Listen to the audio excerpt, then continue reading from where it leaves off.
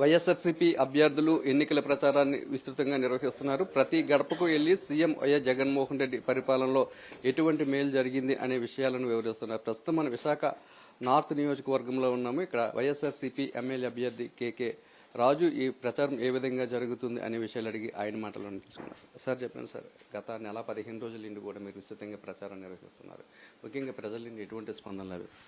ఈరోజు ఎన్నికల ప్రచారంలో భాగంగా విశాఖ ఉత్తర నియోజకవర్గంలో ఏ తలుపు తట్టినా సరే ప్రచారానికి సంబంధించి చాలా సంతృప్తికరంగా, అంటే మరింత మమ్మల్ని ఉత్సాహపరిచే విధంగా ఈరోజు ప్రజలందరూ కూడా ప్రోత్సహిస్తున్నారు. ఏ తలుపు తట్టినా తప్పకుండా మేము జగన్మోహన్ రెడ్డి గారికి మద్దతు తెలుపుతాం, మిమ్మల్ని గెలిపిస్తాం, మిమ్మల్ని గెలిపించుకుంటాం అని విశేషమైన స్పందన ఉంది.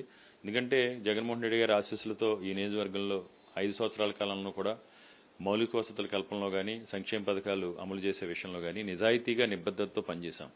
ఎక్కడ ఎలాంటి స్వార్థం లేకుండా, స్వలాభం చూసుకోకుండా అర్హతనే ప్రమాణంగా తీసుకుని, అన్నిటికంటే కూడా ముఖ్యంగా పార్టీలు కూడా చూడకుండా మన పార్టీయా పక్క పార్టీయా అనేది కూడా ఆలోచించకుండా అర్హతనే ప్రమాణకంగా తీసుకుని అందరికీ కూడా సంక్షేమాన్ని అందించాం. సుమారు 3,000 కోట్ల రూపాయల సంక్షేమ పథకాల ద్వారా, అన్ని పథకాల ద్వారా ఈ నియోజకవర్గాన్ని లబ్ధి చేకూరింది. 435 కోట్ల రూపాయలతో మౌలిక వసతులు కల్పన చేశాం. అదేవిధంగా అన్నిటికంటే ముఖ్యంగా గత 20 సంవత్సరాలుగా ఉన్న 2004 మాస్టర్ ప్లాన్కి సంబంధించి అన్ని రోడ్లను కూడా యాజ్ ఫర్ 2004 మాస్టర్ ప్లాన్ అన్ని రోడ్లను కూడా విస్తరించి ఇన్ఫ్రాస్ట్రక్చర్ అంతా కూడా డెవలప్ చేశాం. పెద్ద ఎత్తున పెట్టుబడులు కూడా తీసుకొచ్చాం. ఈ నియోజకవర్గానికి సంబంధించి 1,450 కోట్ల రూపాయలతో పెట్టుబడులు తీసుకొచ్చి ఉపాధి ఉద్యోగ అవకాశాలు కల్పన కూడా జగన్మోహన్ రెడ్డి గారి ఆశీస్సులతో కృషి చేసినాం. అన్నిటికంటే కూడా ముఖ్యంగా విద్యా, వైద్యం, మహిళా సాధికార విద్యా వైద్యానికి సంబంధించి విద్యారంగంలో అన్ని స్కూల్స్ని కూడా మనబడి నాడు నేడు కార్యక్రమం ద్వారా అన్ని స్కూల్స్ని ఉన్న స్థితి నుంచి ఉన్నత స్థితికి నినాదంతో ఈరోజు ఈ నియోజకవర్గంలో అన్ని స్కూల్స్ని చేయటం పాటు 4 స్కూల్స్ని స్మార్ట్ సిటీ స్కూల్స్కి అభివృద్ధి పరిచాం. 9 హాస్పిటల్ శాంక్షన్ అని 7 హాస్పిటల్ నిర్మాణం చేసి ప్రజలకు అంకితం చేసాం. 50 కమ్యూనిటీ హాల్స్ నిర్మాణం చేసాం. పార్క్స్ కావచ్చు, ముఖ్యంగా దీర్ఘకాలికంగా ఉన్న మంచినీటి సమస్యకు సంబంధించి 13 వార్డుల్లో 24/7 వాటర్ సప్లైని అందించి ఈరోజు తాగునీటికి ఎలాంటి సమస్య లేకుండా చేసాం. విద్యుత్ సంబంధించి 15 సంవత్సరాలుగా ఉన్న విద్యుత్ సమస్యలన్నింటినీ కూడా సర్వే చేయించి ఎంత కన్జంప్షన్ ఉంది, ఏ కెపాసిటీ ట్రాన్స్ఫార్మర్స్ ఉన్నాయి, ఏ కెపాసిటీ సబ్ స్టేషన్స్ ఉన్నాయి అన్నీ కూడా వెరిఫై చేసి ఒక సాంకేతికంగా వాటిని అధిగమించి సుమారు 123 కోట్ల రూపాయల నిధులతో వాళ్ళన్నింటినీ కూడా విద్యుత్ సమస్యలన్నీ కూడా పరిష్కరించి క్వాలిటీ ఆఫ్ పవర్ ఇస్తూ ఉన్నాం. అన్ని రకాలుగా కూడా ప్రజలకు అందుబాటులో ఉన్నాం. ఈరోజు ప్రజలకు అందుబాటులో ఉండి ప్రతినిత్యం కూడా ప్రజలకు ఏ సమస్య అయినా సరే మా సమస్యగా భావించి ఎప్పటికప్పుడు అధికారులతోని, మా నాయకులతోని, కార్యకర్తలు కూడా సమన్వయం చేసుకుని ప్రజా ప్రయోజనం కోసం, ప్రజా శ్రేయస్సు కోసం చిత్తశుద్ధితో ఈ నియోజకవర్గంలో పనిచేశాం. కాబట్టి ఈరోజు ప్రజలందరూ కూడా ఏకపక్షంగా ఒక నిర్ణయానికి ఆల్రెడీ రావడం జరిగింది. వైఎస్ఆర్ కాంగ్రెస్ పార్టీకి మన మద్దతు తెలపాలి అని ఈరోజు విశాఖ ఉత్తర నియోజకవర్గంలో తీర్పు వైఎస్ఆర్ కాంగ్రెస్ పార్టీ వైపు చాలా బలంగా ఏకపక్షంగా రేపు ఫలితం రాబోతా ఉంది. సార్, పెద్ద ఎత్తున ఇతర పార్టీల నుండి వలసలు కూడా జరుగుతున్నాయి. ఎందుకు ఇంత పెద్ద ఎత్తున నాయకులు వైఎస్ఆర్సీపీలు జాయిన్ అవుతారు? ఈరోజు ముఖ్యంగా ఉత్తరాంధ్ర ప్రాంతానికి సంబంధించి ఉత్తరాంధ్ర ప్రాంత అభివృద్ధికి, ముఖ్యంగా విశాఖపట్నం అభివృద్ధికి కట్టుబడి ఉన్నది ఒక వైఎస్ జగన్మోహన్ రెడ్డి గారు మాత్రమే ప్రజలందరూ కూడా ఈరోజు గ్రహించారు. ఎందుకంటే ఈరోజు ప్రజల్లో ఒక పెద్ద చర్చ జరుగుతూ ఉంది. ఎందుకంటే వైజాగ్ని చంద్రబాబు నాయుడు ఎందుకు నిర్లక్ష్యం చేశాడు, వైజాగ్ ప్రాంతాన్ని చంద్రబాబు నాయుడు అన్యాయం చేశారు, చంద్రబాబు నాయుడు వైజాగ్ ప్రాంతాన్ని ద్రోహం చేశారు.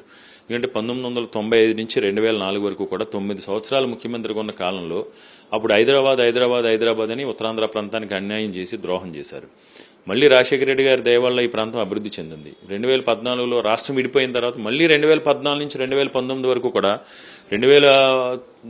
అప్పుడు 9 సంవత్సరాలు హైదరాబాద్ అని, 5 సంవత్సరాలు కూడా అమరావతి పేరుతో కేవలం తన వెనుకున్న తన బినామీలు, తన బంధువులు, లేదా తనకు బిజినెస్ పార్ట్లుగా ఉన్న వ్యక్తులు భూములు విలువ పెంపే లక్ష్యంగా ఈయన రాజకీయాలు చేస్తున్నారు తప్ప ఏ ప్రాంతం ఆ అన్ని ప్రాంతాల మనోభావాలను కూడా గౌరవించి ఆ ప్రాంతాల్లో ఉన్న సమస్యలను పరిష్కరించడానికి చిత్తశుద్ధితో చంద్రబాబు నాయుడు పరిష్కరించట్లేదు అనేది ముఖ్యంగా ఉత్తరాంధ్ర ప్రాంత ప్రజలందరూ కూడా ఈరోజు చర్చించుకున్న అంశం. ఎందుకంటే దశాబ్దాలుగా ఈ ప్రాంతం వెనక్కి నెట్టబెట్టడం జరిగింది. అందులో ప్రధానంగా చంద్రబాబు నాయుడు ముఖ్యమంత్రిగా ఉన్న 14 సంవత్సరాలు కూడా ఈ ప్రాంతానికి తీరని అన్యాయం, ద్రోహం జరిగిందని ప్రజలందరూ కూడా ఈరోజు ప్రజల నుంచి వస్తున్న వాయిస్. కాబట్టి ఈరోజు విశాఖపట్నం ఉత్తరాంధ్ర ప్రాంతం వైఎస్ఆర్ కాంగ్రెస్ పార్టీ కంచుకోటగా మారబోతా ఉంది. వాళ్ళు చేసిన ద్రోహాన్ని గ్రహించారు. ఈరోజు జగన్మోహన్ రెడ్డి గారు కూడా మేనిఫెస్టోలో కూడా ధైర్యంగా ఈరోజు చెప్పారండి, మేము పరిపాలనా రాజధానిగా విశాఖపట్నం స్టాండ్ మీద నిలబడి ఉన్నాం. పరిపాలనా రాజధానిగా విశాఖపట్నం నుంచి నేను రెండోసారి కూడా ముఖ్యమంత్రిగా ప్రమాణ స్వీకారం చేస్తారని జగన్మోహన్ రెడ్డి గారు చెప్పడం జరిగింది. సంపూర్ణ విశ్వాసంతో ఉన్నారు జగన్మోహన్ రెడ్డి గారి నాయకత్వం పట్ల. ఈ ఉత్తరాంధ్ర ప్రాంత ప్రజలందరూ కూడా జగన్మోహన్ రెడ్డి గారి నాయకత్వాన్ని స్వాగతిస్తున్నారు.